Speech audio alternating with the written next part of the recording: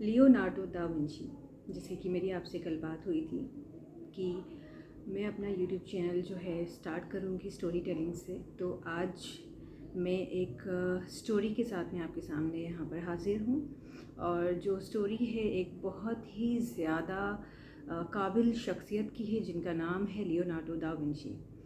ये एक आर्टिस्ट ही नहीं, एक बहुत ही ज़्यादा नॉलेजेबल पर्सन थे, जिन्होंने अपने टाइम पे एक ही सब्जेक्ट नहीं बल्कि काफ़ी सारे सब्जेक्ट्स में महारत हासिल की। ये बहुत ही ज़्यादा क्रिएटिव थे और बहुत ही ज़्यादा इम्प्रेसिव इनकी पर्सनालिटी थी कि आज इतने साल गुज़र चुके हैं, लेकिन इनका इम्प्रेशन आज भी हम सब पे कहीं ना कहीं पड़ता है। और हर एक सब्जेक्ट, चाहे वो आर्ट हो, चाहे साइंस हो, चाहे इंजीनियरिंग हो, आर्किटेक्चर हो, जियोलॉजी हो, इनका कंट्रीब्यूशन ऑलमोस्ट हर सब्जेक्ट में रहा है। ठीक है, तो शुरू करते हैं लियो के बारे में कि उनकी लाइफ कैसी थी। लियो का जन्म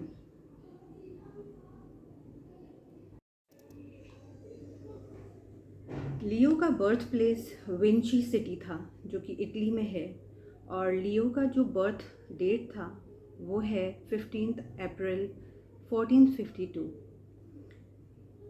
उनकी मम्मा अनमैरिड थी जब वो पैदा हुए थे, और उनके जो फादर थे उनका नाम था पिएरो फ्रांसिस्को दी विंची। वो एक बहुत ही अमीर नोटरी ऑफिसर थे, जिनका काम था जुडिशरी में डॉक्यूमेंट्स वेरीफाई करना।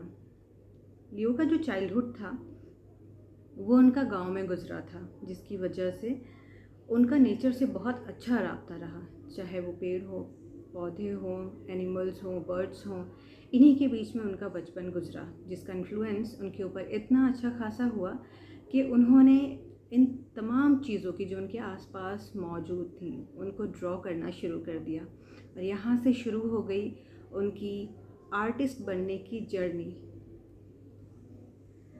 अच्छा, तो उसके साथ ही साथ एक चीज़ और उनके अंदर आई थी, वो ये थी कि उनकी क्यूरियोसिटी बहुत हाई लेवल की थी। उनको हर चीज़ जानने का बड़ा शौक़ था। बेइंतहा सवाल उनके जहन में आते थे। वो कहते थे कि ये क्यों होता है, किसी भी चीज़ के बारे में कैसे होता है, कौन करता है, तमाम तरह के जो सवाल मुमकिन हैं एक बच्चे के लिए, उस तरह के सवाल उनके जहन में उनके चाइल्डहुड में आते थे।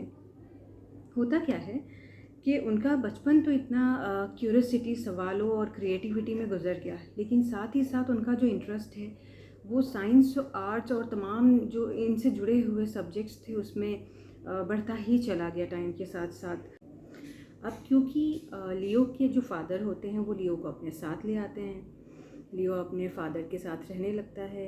अपना जो भी उसका पैशन और इंटरेस्ट होता है, क्रिएटिविटी का, एक्सपेरिमेंट का, इक्विपमेंट्स बनाने का या मशीन्स बनाने का, वो उस चीज़ को, अपने पैशन को कंटिन्यू करता है। लियो के फादर देखते हैं कि लियो को बहुत ज़्यादा इंटरेस्ट है इन सारी चीज़ों में, तो वो उसका एडमिशन एंड्रिया डेल वेरोशिया में करवा देते हैं, जो कि फ्लोरेंस में है।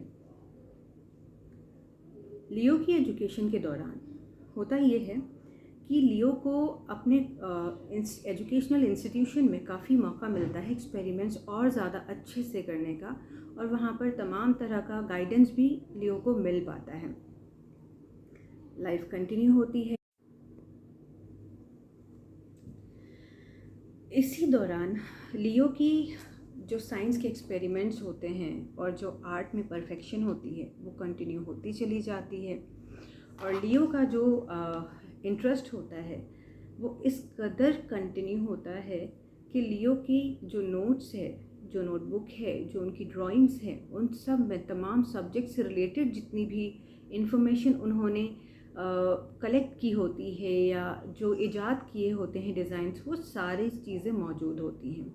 इन्हीं से पता चलता है कि लियो जो है anatomy, botany, astronomy, archaeology, geology, engineering extra में काफ़ी एक्सपर्ट थे। और आर्किटेक्चरल डिज़ाइंस भी उन्होंने काफ़ी किए हैं अपनी लाइफ में, फिर चाहे वो ब्रिजेस बनाना हो या फिर बहुत अच्छी ही बिल्डिंग्स के डिज़ाइंस। अच्छा, एक और आदत थी लियो को कि वो एक साथ बहुत सारे काम करते थे। और अपनी इसी आदत के चलते लियो के जो काम होते थे वो अधूरे रह जाते थे। अब होता, लियो की फाइनेंशियल सिचुएशन कैसी थी, लियो की पर्सनल लाइफ कैसी थी, और लियो को दुनिया ने कब कैसे जाना और कैसे कब एक्सेप्ट किया, ये सारी इन्फॉर्मेशन हम लोग नेक्स्ट वीडियो में देखेंगे। तब तक के लिए अल्लाह हाफिज़, गुड नाइट।